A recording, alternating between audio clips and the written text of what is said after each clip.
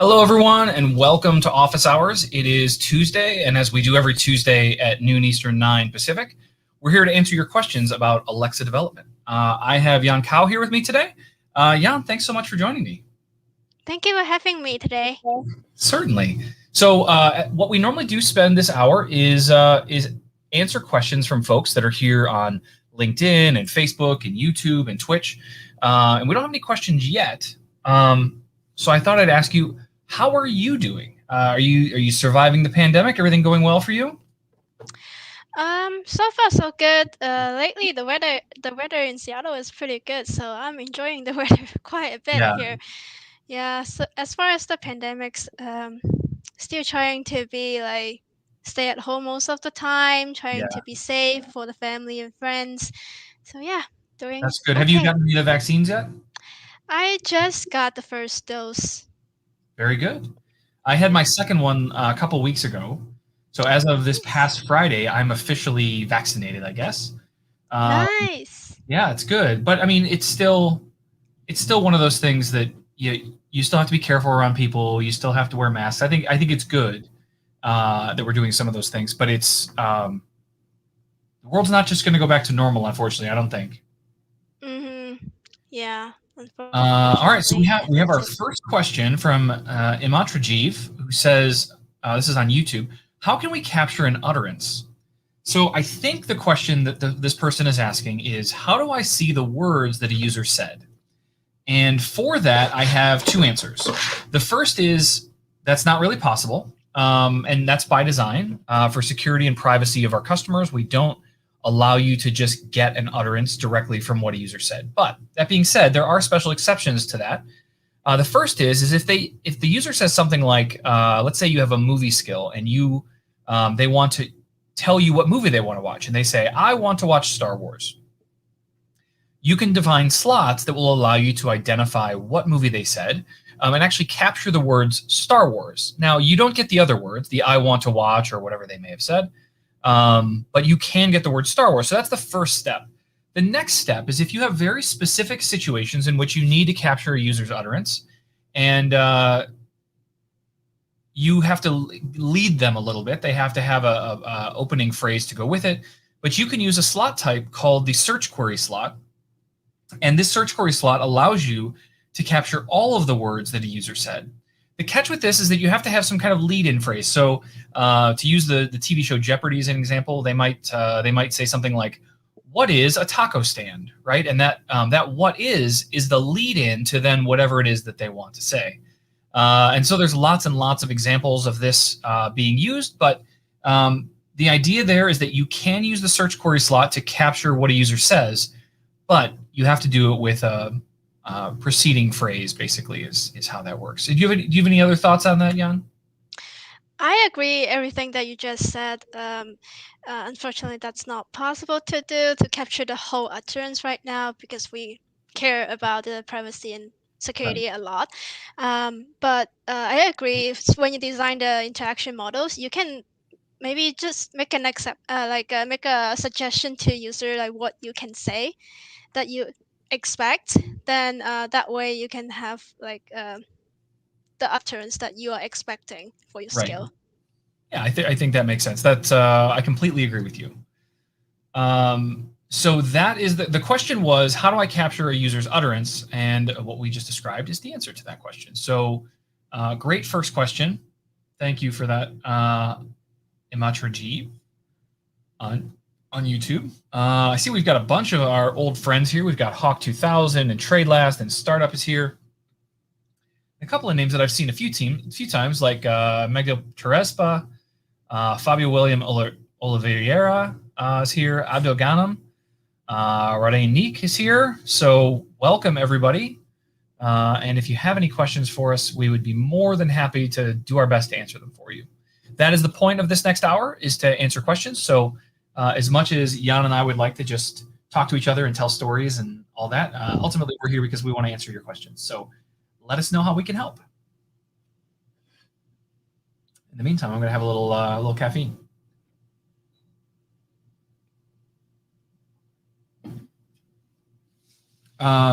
Jeff, can you explain your Alexa skill template in another broadcast, I'm using that to study. I think what you're talking about. Let me see if I can bring this up on my GitHub. Yeah, I'm going to share my screen here. We'll go with this. So I'm sharing my GitHub browser. We'll make that bigger. There we go. And so let me sign into GitHub here really quick. Okay. A little two-factor authentication is always healthy, except when you're live on stream. Come on. GitHub. Okay. All right, so inside my personal GitHub, and this is just something that I built for myself, so this isn't meant to be like an official template or anything that people should be looking for, but you can see Fabio William, who was just talking here, has used my Alexa skill template. And this is what I use to start my own skills. So it's based on the Alexa SDK, and it uses a lot of those same mechanisms that you see in the SDK. The difference is that I break a lot of things out. So if we look in my Lambda, you can see that I have an index file that looks like this. And in here, you can see that all of my can handle and handle statements are pretty much one line. It just returns some object from a handlers collection. And so you can see here that I have a folder called handlers. And in here, I'm actually breaking all of my content out into these individual modules. It makes it a lot easier when you start scaling up and you have a ton of code. And so that is the primary structure to this, is that you have an index. I have a lot of individual functions. I have all my handlers that are the Amazon dot something. Those all live here in an Amazon folder. But that's really it. There isn't a whole lot more. The only other piece is data.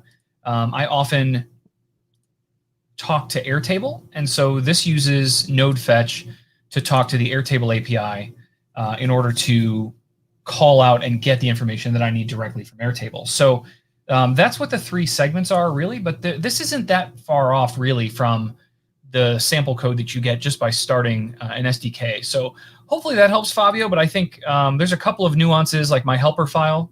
My helper file has a bunch of functions that I use over and over for capturing specific information for ISPs or for getting random text.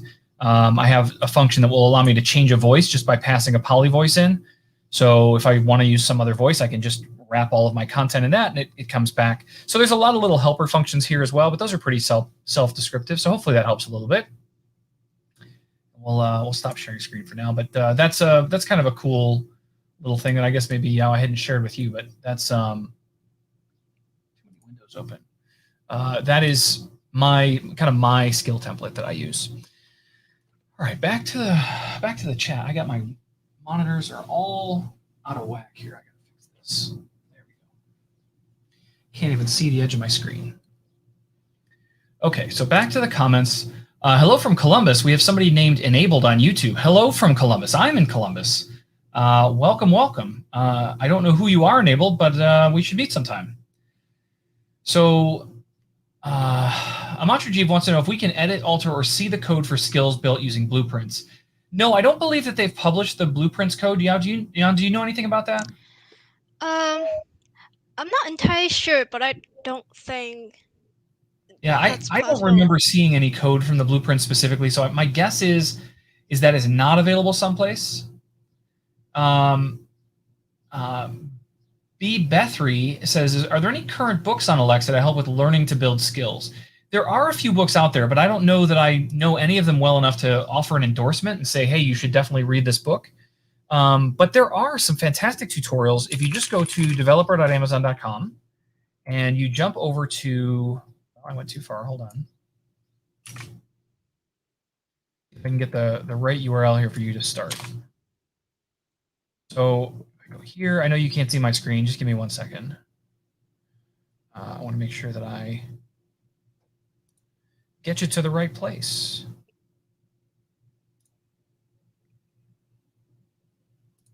Okay, I'm going to take this URL and I'm going to drop this in the chat. Maybe if I can see the box. My goodness. Okay.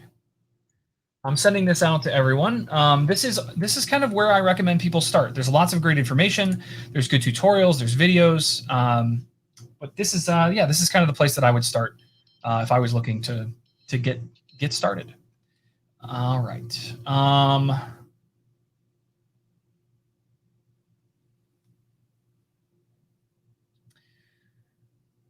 Can we order building materials like cement or iron using Alexa? So Sarama Ryota, I think that's your name. Anyway, the question you're asking is, can we order building materials like cement or iron? Yes. However, only if someone has actually enabled that for you. So by default, you can shop on Amazon and buy things that Amazon offers in their store directly through Alexa. But I don't think that they probably sell cement or iron. To order those kinds of things, you would have to find someone that is selling those things. But the story that I want to tell you is that it is possible to sell that stuff. So if there were a company that was selling cement and iron as part of their business, and they wanted to be able to make it possible for people to order that stuff with their voice, they could do that. What they would do is they would build a skill, and as far as all the transaction interaction would go, all of that would be done with Amazon Pay. So they would be able to set up an Amazon Pay account. They would be able to sell physical goods like iron or cement or anything else, lumber. All of that is possible using Amazon Pay and Alexa skills. So that being said, no, I don't know if you could right now this second order some cement, but I do know that it is possible to order cement if someone that sells cement has enabled that capability for you. All right, enabled. Drop me your name. I would love to know who you are, but nice to meet you, and please reach out sometime. Fabio would like to know about how to debug a Lambda using VS Code. Oh, I can definitely help you with that. Have you spent any time with that, Jan, doing any of the debugging with VS Code? No. Okay, that's all right. See if I can try to bring up the right resource.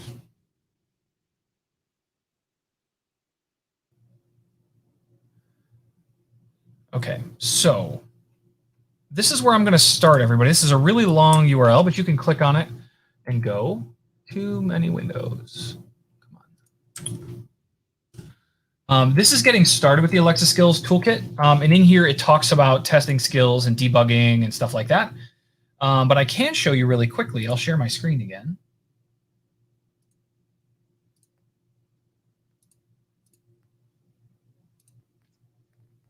Okay, so I'm going to go open a folder for a project that I've worked on before. Let's call it, I think this one was one that I just recently did. No, that's not what I want. Close that. Let's open folder. No.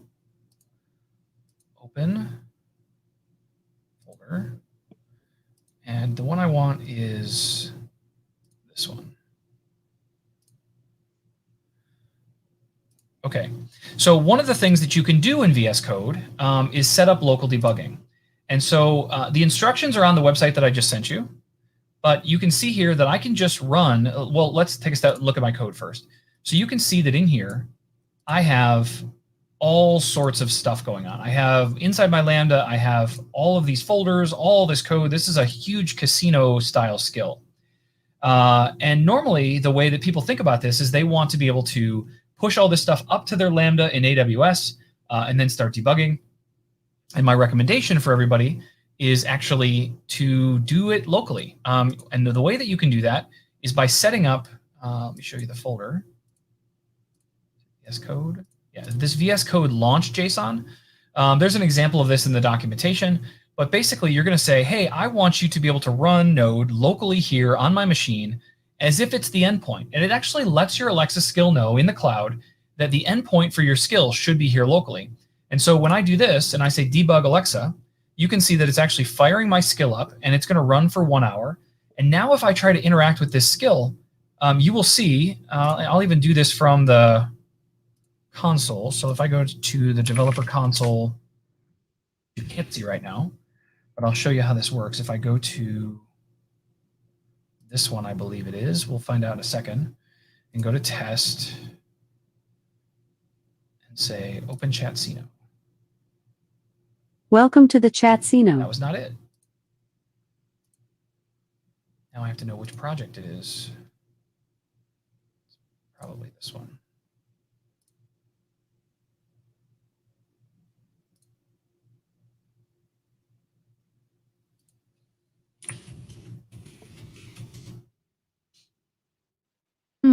I don't know that All one. right, let's try one other thing. We'll do this all in VS Code. So one of the other things we can do with the toolkit, if I click on Alexa here, I have lots and lots of options. One of them is to open the simulator for this skill. And so you can see that I have a simulator that looks very similar to the one that we would see in the developer portal.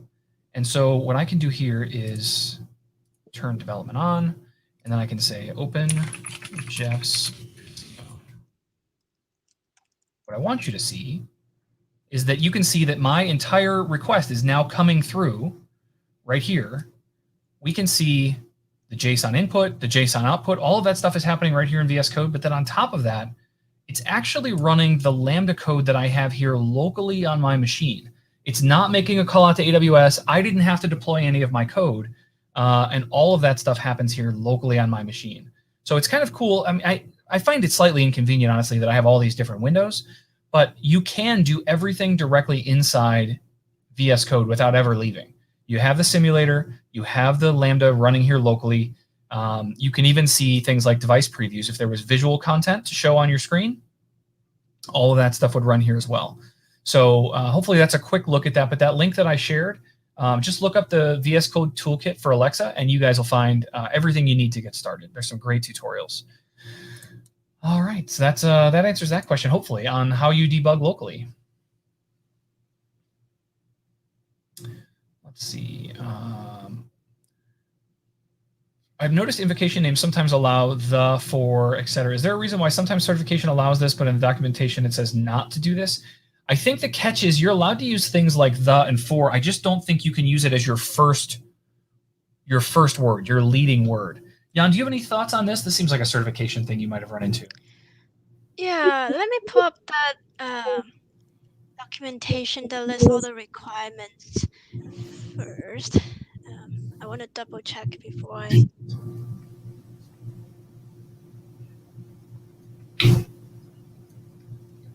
Well, while you're digging that up, I'm going to move down the list a little bit. Okay. Rishikesh, how Alexa impacts game development. I'd be curious to know what you mean by that. There are lots and lots of ways that you can use Alexa in conjunction or as a game itself. There's a number of people here in the chat actually that have built some awesome games for Alexa. So I would love to know more about what you mean by that question.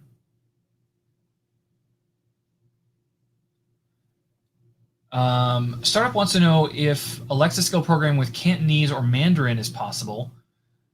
Is Alexa supporting those languages? I don't believe that Alexa supports any of the native Chinese languages yet.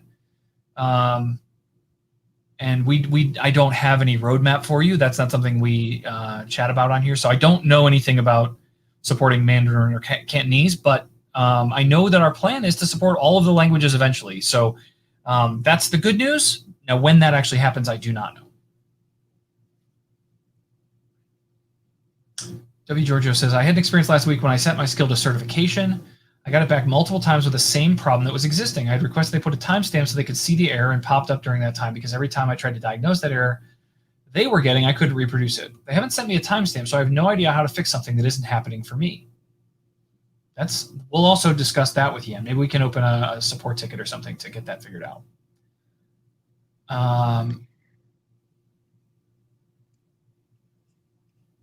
Any thoughts on the for or the thes? Yeah, so I'm checking on this documentation here. Let me post it there. So the documentation says if the invocation name is just 2 words, one of the words is a indefinite article like an, a, or the definite article there, then it's not allowed. And also connecting words like to, from, in, using, with, about, for, that. Those kinds of connecting words are also not allowed. So yeah, I'm gonna paste that invocation name requirements documentation in the chat there. Interesting. That's very, very cool. I have some echo. Hold on. So the person that mentioned that comment was saying that they thought that sometimes they got away with it. And it may be that it's a case-by-case basis, but it seems like that's a pretty straightforward rule that we just don't we don't allow that, and you shouldn't use those specific words in your invocation names. All right, so let's see. We have this W Giorgio one, Jan. And I want to make sure I'm pronouncing your name right. Is it Yan, Yan? Which do you prefer? Yen, like Yeah, the Japanese money yen. got it. All right, so I don't know what we can do for W Giorgio here, but they're basically saying that they keep getting bumped from certification because of a specific error, but when they try to do that error, they can't reproduce it. And all they need is a timestamp, and then they could look at specific invocations and say, oh, this is the reason that it's failing or not. Is there a way to add some notes maybe to just say, hey, can we keep track of when we made the error for them? I think that's the piece of information he's missing, is when did they have this error happen? Then I can dig through my logs and see what happened. I think this is a good scenario where you can write into us through Alexa, and then we can look into that for you a little bit more, and we can connect with the certification team. W Giorgio, I think the recommendation is to fill out a contact us request on the developer portal, and then Jan or someone on her team can potentially take a look at that for you and figure out what's going on. But generally, they need a contact us ticket opened to make sure that they can track and manage all of that for you. So that would be the recommendations, W Giorgio, if you haven't already done that. If you have, just drop in the chat what your ticket ID is, and then maybe we can take some steps beyond that. All right. Nathan Liberman wants to know, is there any data available to help figure out what price is a better fit for ISP in a different country, or advice to find a good price to propose for each country? I don't believe that there is anything necessarily to show you what the right price is for your product. I think that you probably should start at what you consider a very fair price. I mean, the lowest you can go is 99 cents US dollars. So I would recommend, for a lot of my content, 99 cents is sufficient, right? I'm just trying to get people to purchase something. But if it's something very valuable, and again, I don't know anything about what you're trying to sell, that's the biggest question. I think you need to do what you consider is fair. And if you look around at other things that are like yours, you may be able to get a good feel for what other people are charging, but there isn't a specific guide or guidance about what that should be. Enabled asked, what are your recommendations if we have multiple yes-no choices in a single skill, but on occasion they jump to the wrong yes-no in my flow? Well, I have some good advice for you, but it does require a little bit of coding, a little bit of work. And that is, when you ask a yes-no question, you know what the question is. So what I like to do is save for myself in my session variables what it is I was asking the user. Was it the do you like pie question, or was it the do you like cake question, right? In either case, the answer to those is yes or no. But you want to make sure that you are recognizing which question they were being asked. And this is something that you can control for yourself. So by doing that, by setting yourself a variable, by persisting something like that, it makes it very easy for you to say, oh, I asked them about pie, and so I want to use yes or no as a result of whatever the pie tree should be for you. Where if you ask them the cake question, then you would want to make sure that you take a cake action, right? So the solution to this for me, and I'll give you a quick example of how this works. I have a huge trivia game that I'm still trying to get through certification. And in that game, I have thousands of questions. So when a user gives me an answer, a question has a right answer, but it has 1,000 wrong answers too. And I need to know what question I asked them. And then I have to determine whether or not they gave the right answer for the question that I asked them. And so I have to save that information, capture their answer, compare it to the question that I asked them, and then make some decisions about that. So this seems like it's a challenging problem if you're building a lot of if-then kind of cases, but I will assure you it is far, far easier to just track what you ask them and then use whatever their resulting answer is as the result of that question. And I think you'll have a lot more success. So hopefully that helps. Rushkesh was asking about game engines like Unity and everything. Yes, so here's the thing with voice. You can do anything you want with voice. If you want to build a skill that interacts with your Unity game and talks to something that's going on the Xbox or PlayStation or PC or whatever.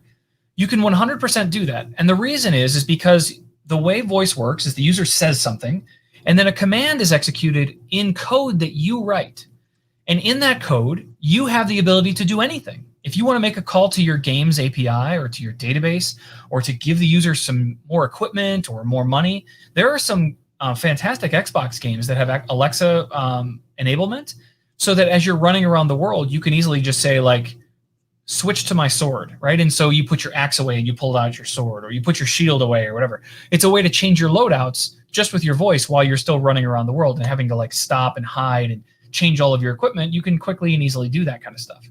So yes, you can do all of that stuff, but keep in mind what we're talking about is API calls. So you're going to have a way, an endpoint inside your game to call and make that kind of thing happen. But yes, it is 100% possible. It's not magic. It's not like it's automatically hooked up. But you have the ability to write some code on the Alexa side, and you have the ability to write some code on the Unity side. And if those two can talk to each other, you can absolutely have your voice control inside your game. Anarada wants to know about the roadmap for emotional AI for Alexa. One of the rules that we follow here in Office Hours is that we are not allowed to talk about roadmap. So I can't give you any information on that. But I am very excited about the idea of emotional AI and sentiment analysis and all that other stuff. But I don't have any good answers for you about timelines or roadmap or anything like that, unfortunately. Someone on LinkedIn said, where are people asking questions? You can ask questions directly in the chat on whatever you're watching, whether that's Facebook, LinkedIn, YouTube, or Twitch. I can see all of them here, and we'd be happy to answer your questions. Oh, let's see. What else do we have here? Fabio says, Brazil doesn't have Alexa developer rewards. Maybe in the future is to know something about it. Well, the key behind Alexa developer rewards, which you're right, is not available in Brazil, is the idea that we pick the top skills in each category, and Amazon rewards them with some money. And so if you are a top performer in a specific category, you may just one day see a check show up and you're like, oh my gosh, this is amazing. They're rewarding me for my work. So it's not something I would count on. It's not something I would build a business on, but it is a very, very nice thing to get if you build a very popular skill. So that's the general idea behind developer rewards. Why does the Alexa app not show the Kindle text while reading? I don't know. That's a great question. I'll take that as feedback for the product team, but I don't know why it doesn't do that. I know that they definitely do that for Wikipedia and some of the other stuff on devices and in the app, but I don't know. I guess the idea is that if you're listening to an audiobook or you're having it read you a textbook, you're probably not using your eyes anyway. I don't know what their reasoning for that is, but I'll pass it along. Book by R is asking about building Alexa skills. He says he's new to it, and he wants to know if he can design screens that can interact with voice commands. So yes, we have the ability. You can see I have a bunch of devices behind me here that have screens on them, and those screens are capable of having anything displayed or drawn on them. So we have a technology we call APL. And APL allows you to programmatically put things on the screen, buttons and text and images and whatever else you can imagine. And in doing that, the sky's the limit. You can put whatever you'd like there on that screen. So a key thing to know about that is that that's also part of your skill building process. So you can see that in the debugger. You can see that in the console. But there's also a fun website that one of our community members created called this, apl.ninja. And APL Ninja is a collection of all sorts of design documents, APL documents, that people have created and contributed to this community. And you can find all sorts of amazing examples of stuff people have created for APL right there on that website. So highly recommend checking that out too. All right, we're halfway home. Yeah, we're halfway home. We made it to 3. We got another half hour to go. Yeah. Trying to think if there's anything else I want to share about APL. I don't think so. I think that's a good start. Check out APL Ninja. See what you can do. Go from there. Milton says, I've used the user ID as a key in DynamoDB to associate records with a user per account. I'm now looking at playing with personalization, but I'm wondering what others use for a key when we want to add records for each of the different users in a single account. Yeah, it definitely does get a little trickier there. You can use the person ID, but there's that weird, like, what do I do if there isn't a person ID, and how does that stuff work, and how does it get managed? Milton, you're definitely encountering a tricky problem, but that person ID is what I rely on when there is an individual speaking, and I can use that individual's ID as a reference. And when there isn't a person ID present, then I use the old user ID. Oh, Robin Wren says, will it soon be possible to change the clocks on the Echo Show 8 as well as the Echo Show 5? I don't know what you mean by change the clocks. You can definitely set the time. Are you asking for like different clock faces? I'm not sure what you mean by that, but I don't have any information about what that might look in the future.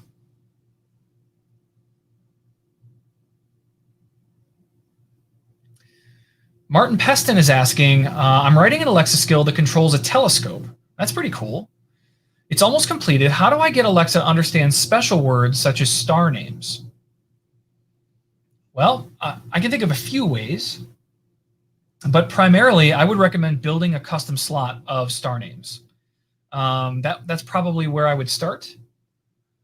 So if I think about how I would approach this, if I was building something and I said, show me Polaris as an example.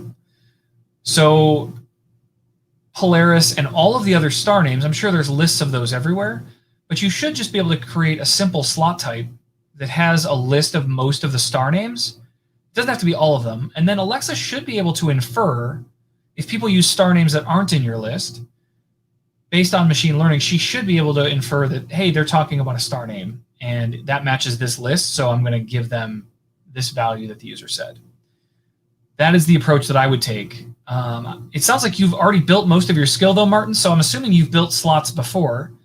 So it makes me feel like maybe this is something that you've tried. I want to make sure that I'm not making this too simple for you. The translation into text is challenging, yeah. Fabio wants to know, Jan, he wants to know what you do on the Alexa team. Maybe we'll have you introduce yourself. I apologize for that. Sure. I am on the Alexa Developer Advocacy Group. So when you write into us through the Alexa Contact Us page, you most likely are talking to one of us. Very, very cool. So when you guys fill out that Contact Us form and you're looking for support or interaction and you have somebody reach out and say, hey, I'm trying to help you, here's some information that I need, might very well be on, which is kind of cool. We have a whole team of people on our developer advocacy team that are focused specifically on that. And you also will find them lurking around in our, Jan, have you been in the new community Slack? Have you spent any time over there?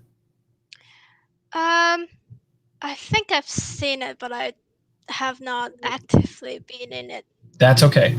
Well, I'm going to introduce you to it, but everybody else as well. If you're not already part of our Slack, you can check it out at alexa.design/Slack.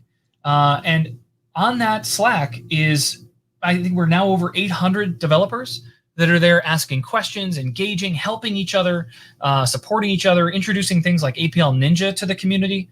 But in general, like if you have a question, these office hours are great, and I'm more than happy to be here and help you guys answer your questions. But every other day of the week, every other hour of the week, you can jump into that Slack and say, hey, has anybody done this? Or, hey, how do you guys solve this problem?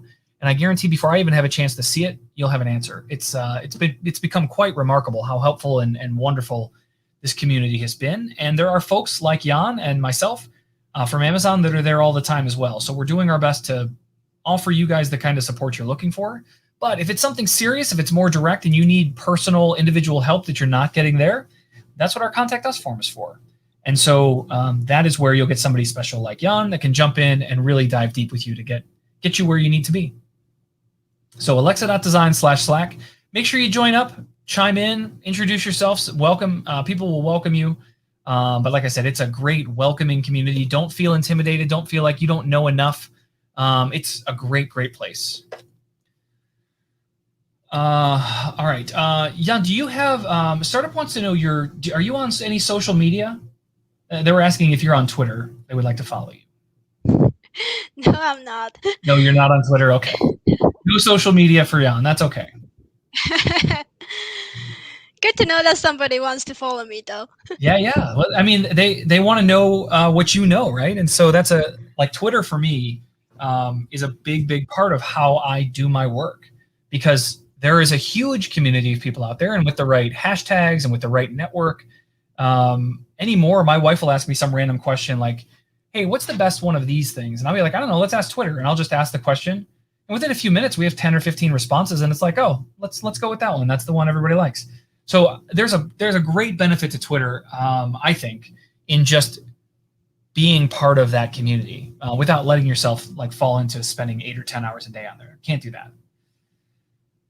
Milton says for the astroscope, it might be easier to create a slot using the Bayer designation, which would capture the Greek letter and the Latin constellation name. That could work. I think that's another option. And QU311 was thinking that you probably need a bunch of synonyms, and I think that is probably the right way to go, is to have a bunch of different synonyms for the same star entity as a way to think about how we're going to be able to capture these individual names. So hopefully that helps a little bit on your star question. And Tradeless said there was a suggestion on Slack to add a certification channel, and I think that's a great idea. I can do that right now, actually. So I'm going to jump into Slack. If you guys aren't there, I'm heading over there now as well. But I'm going to go in and I'm going to add that certification channel right now. Create a channel. Certification. Space to discuss anything related to Alexa certification. Okay. Created. And that channel now exists. So if you guys want to find the certification channel, it's now in the Slack. Startup, I already answered this question once, but I don't have any information for you about Cantonese or Mandarin, but I would imagine at some point, in the future, we will be able to support those languages. But today, that is not something that we support. So I apologize, Jan. It looks like you're getting stalked a little bit on LinkedIn. They suggest that maybe you know some Cantonese. Is that true? Yes, I speak Cantonese and Mandarin. Very good. Cantonese is my native language. Very, very good. I would imagine you also don't have any information about Alexa supporting those languages, but unfortunately, no. Yeah, at some point in the future, I think we probably will, but I don't have any timelines around that. We have caught up to all the questions.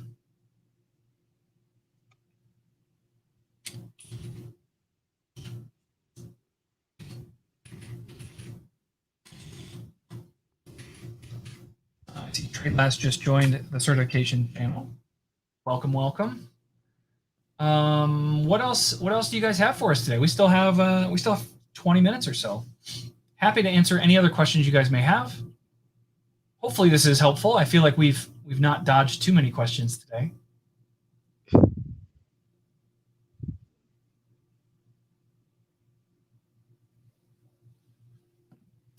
Benjamin Anderson, welcome. Hello. Welcome. Glad you're here.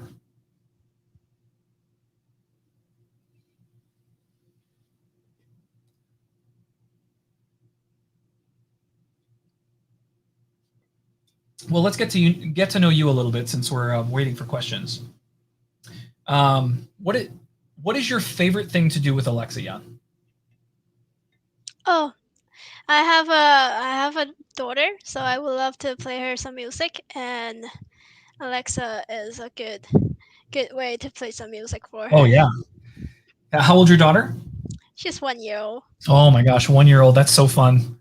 When they get about 2, they start realizing that they can do it. And so then all of a sudden you're like, I have to mute all the devices because they'll be playing Baby Shark or whatever it is all the time. Yeah.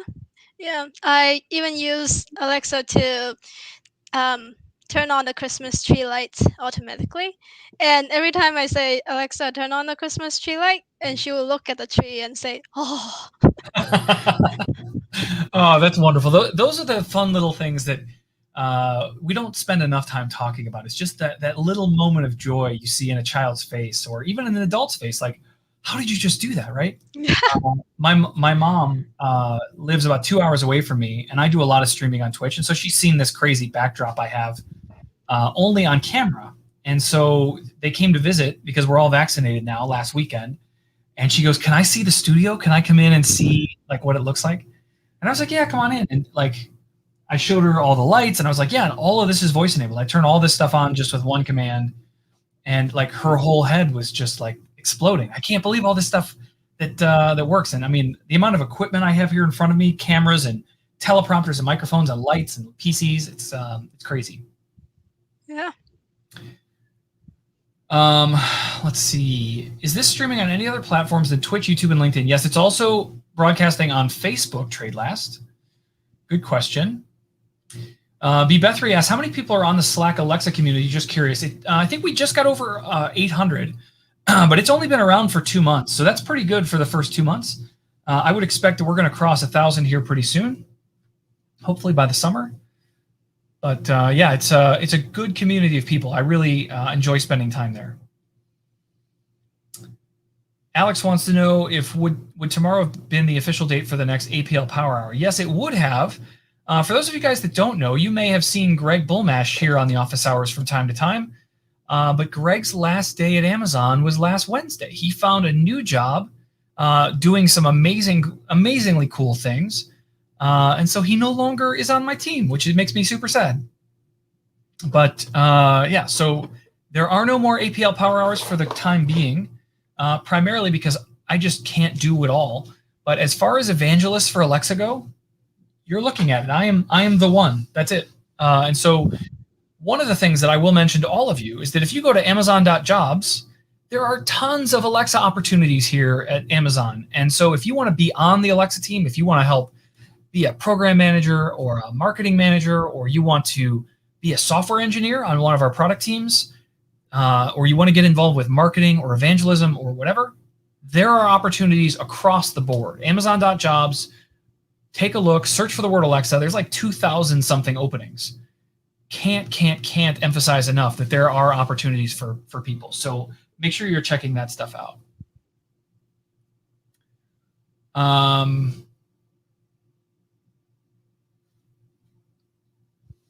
Q311 is already training people to work on Alexa skills. That's pretty cool.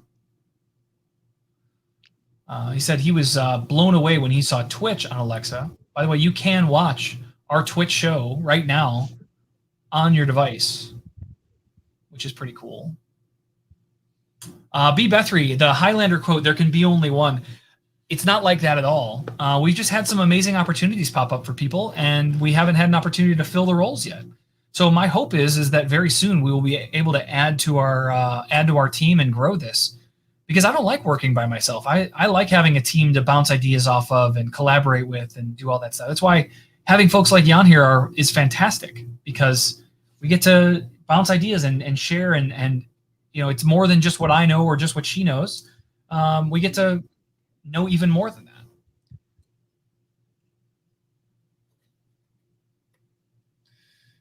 Startup, unfortunately, I don't believe there are any part-time opportunities like a consulting kind of role. I'm not aware of anything like that.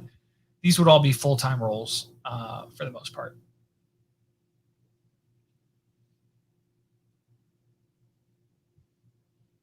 These are great questions, though. Yeah, Benjamin, I'm gonna miss Greg also. He was a lot of fun to hang out with. And yeah, thankfully, I'm still friends with him on like Facebook and Twitter and stuff like that. So we'll keep in contact. But it's different when you work with somebody every day and you're constantly on chime, bouncing things off of each other.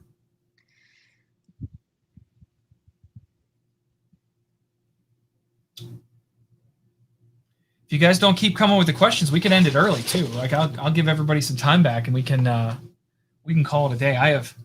I'm being pinged left and right on our eternal Slack about all sorts of things people want me to be doing right now, but I can't do it because I'm here with all of you awesome people, and this is where I'd like to be. So we'll get to that work later. Is your Slacker chime blowing up right now, Jan? Because I feel like every time I go on stream, everybody just instantly needs me. Yeah, sometimes. Alfonso wants to know, how could I manage a wrong slot value? I mean, a value which is not registered on the custom or predefined slot type. So there's a couple of ways you can go about this, and I think it'll depend greatly on how Alexa actually handles these things. So in many cases, if somebody says something that's not one of your predefined slot types, that doesn't mean that it won't also end up there. If you have a list of colors that are just red, orange, yellow, blue, green, purple, those are not in the right order, my apologies. But if you had those 6 colors in a list, and then somebody said lavender, Alexa probably will pass lavender through and treat that as if it is one of the values in your list. That being said, there is a fallback intent. And for those situations in which a user says something that is so far out of bounds that it doesn't even make sense to try to push that through one of the existing slots, you can use the fallback intent. Now, the catch with this is that you won't get to see what they said. You'll just know that it didn't match. And so you'll be able to say something to the user like, I'm sorry, I don't know what to do. You asked me something that I don't know how to handle. And then you can redirect them to say, if you're asking about a color, maybe you want to try one of these things or something like that. But I would look at the fallback intent as a way to start with that. Another thing that I have done, which is a little less familiar for most people, is the idea of using the search query slot in addition to whatever my normal slot value is, so that if they say something that doesn't fall in my slot, the search query slot will generally apply instead. And with that search query slot, then I get the words they said, and I can say, I'm sorry, you said tacos, but we don't, this is a hamburger place or something like that. Then you can start to handle it that way. But that's a little less conventional. I would recommend using the fallback intent as the way to progress on that. Let's see.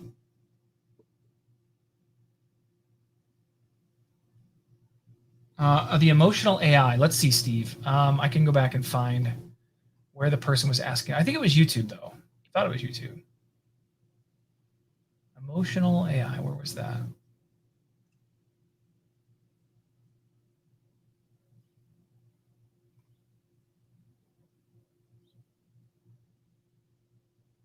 It was on LinkedIn. It was someone named Anurada Ragathanan. So it was on LinkedIn there, my friend Steve.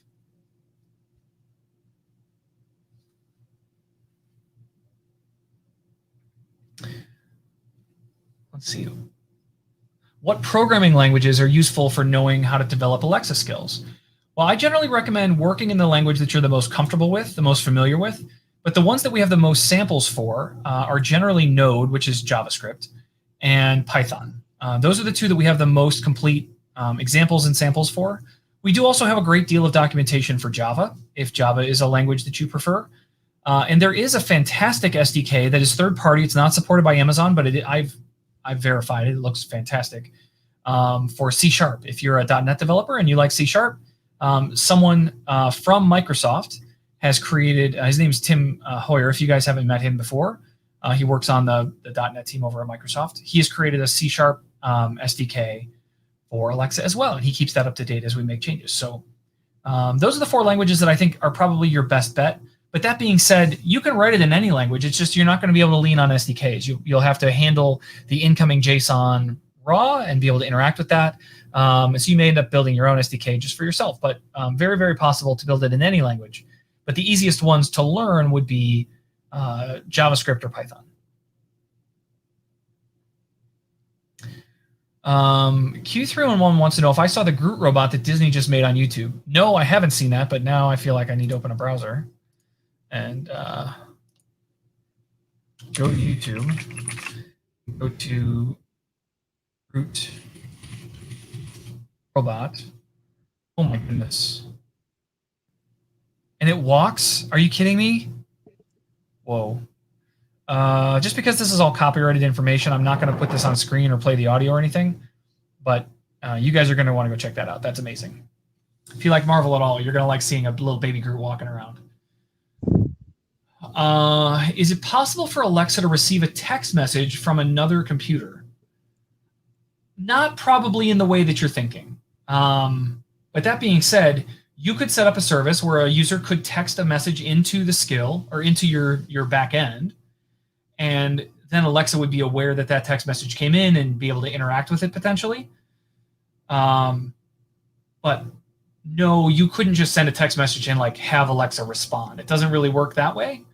But you could send a text message and have your skill be aware that that text message exists and interact the next time that you talk to the skill. That certainly would work. Oh, you know what, Jan? It looks like W. Giorgio just provided a case number. Did you see that in the chat? Oh, nice. Yeah. So if I don't know if there's anything that you can do to kind of denote that he just wants to see what time an error happens so that the next person to test this stuff can log that for him, I think that would be really useful. Okay. Yeah, one of us will get on that case very quickly. Cool. Thank you. Notify our team too. And QU311 found the GitHub for Tim Hoyer's AlexaSkill.net SDK, so that's great. And Luke Leon wants to know, can Alexa get jealous if you also have Google Home? It's hidden. It's hidden back here, but I do have one. That is a Google Home right there. No, there's no jealousy. Alexa has no jealousy, no concept of jealousy. And I think it's really useful, especially for those of us that are building things, to understand how they all work. And so I have regular interactions with Cortana and Siri. I don't spend a lot of time with Bixby, but that's on my list of things that I'd like to play with. But I think it's very, very useful to understand how each individual voice model kind of works and how you can use it and play with it. But on top of that, keep in mind that the world is not going to be one voice assistant to rule them all, to go back to our Highlander reference. There's going to be many voices, many assistants for many different purposes. And in many cases, they may talk to each other. So I think it's good to think about how I can best support as many as I can, rather than to say, let's make this one the only one. Yeah, Oxygen Box, I just have the original one. That original Google Home is the one that I got. Fabio says, for example, you receive a package, it is with the security guard, or the pizza is ready. So I think let me show you an example. I think that we might be able to pull this off. So if I do something like this, now this isn't a text message, but I have the Alexa app on my phone. So I can't show you what I'm doing here, but I'll try to show you like a screen by screen what I'm doing here. So I've opened the Alexa app. You can see I have that here. Then up at the top corner, you can see that there's a keyboard. So without talking, I'm going to open the keyboard mode, which you can see here. And then I'm going to say, I'm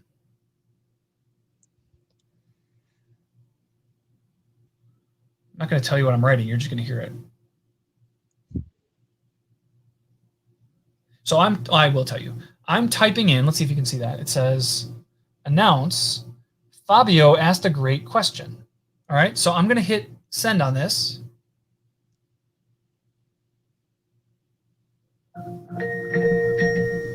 From Alexa, Fabio asked a great question.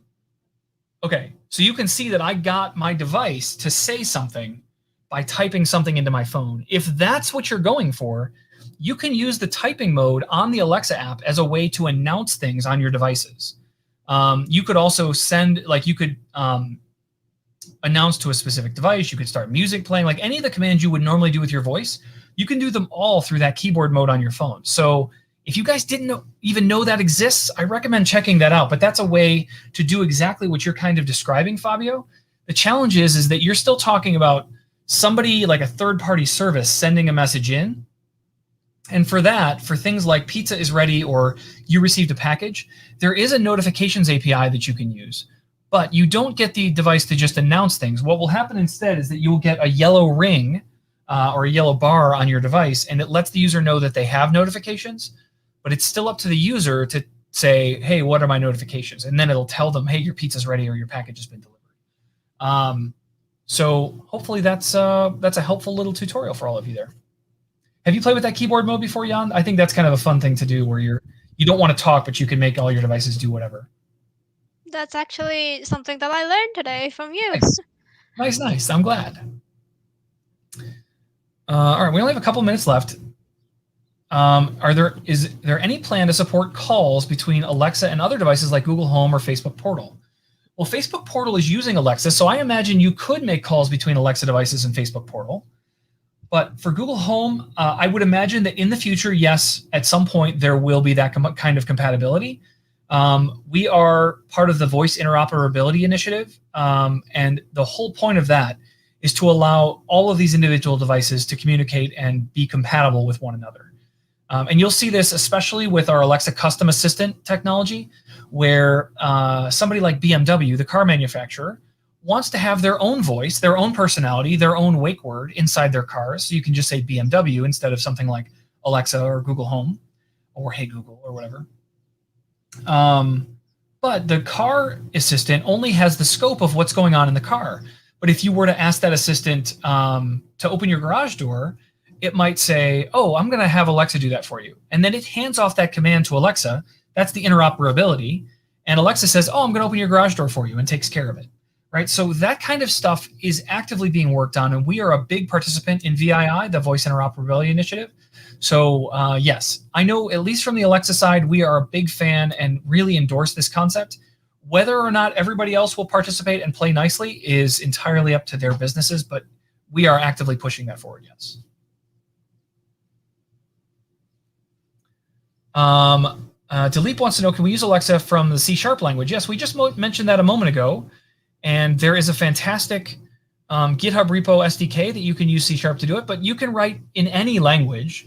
Alexa at its core is just passing JSON documents back and forth. So you can work in any language as long as you can catch and interpret JSON and then create a JSON document and send it back. You are capable of interacting with Alexa in any language. But if you want it to be easier, there is a C# SDK that is a third-party one supported by Tim Hoyer. And if not that one, then we have our own SDKs that we've created for JavaScript, Python, and Java. So that is the answer to that. Startup, I don't know about sending text to multiple Alexa gadgets simultaneously. When you think about typing mode, I want you to think about it as if you're just typing words that you spoke. And so if you can do it with your voice, then you could do it with typing. But there is nothing special about the typing mode. It is literally just taking typed words and treating them as spoken words. And so if you couldn't do it with your voice, you can't do it with the typing mode. That's a good way to think about those rules. All right. I think that's going to be it for us today. That is a fantastic list of questions. Really, really good stuff, everybody. I'm glad you guys continue to show up and ask such challenging, interesting questions. It makes me realize that you guys are so incredibly passionate about this technology, and I just can't wait to share what's coming next. So pay attention. We've got some amazingly cool stuff coming over the next few months, and I can't wait to share with all of you. So with that, Jan, thank you so much for being here today. It's always my pleasure to have the DAG folks join me, and I'm glad that you could be here to help out. Thank you for having me today, too. Thank you. Certainly. Thank you to all of you for tuning in. Don't forget, join the Slack. You can ask these kinds of questions and more. Again, I'll put the link on the screen. But we'll see you over at the Slack. We're there all the time. And if you want to talk about things or start discussions, do it. There's nothing that should stop you from trying to have a conversation with a lot of the amazingly brilliant folks that are over there. So check it out. And otherwise, we will see you next week in office hours. Take care, everybody.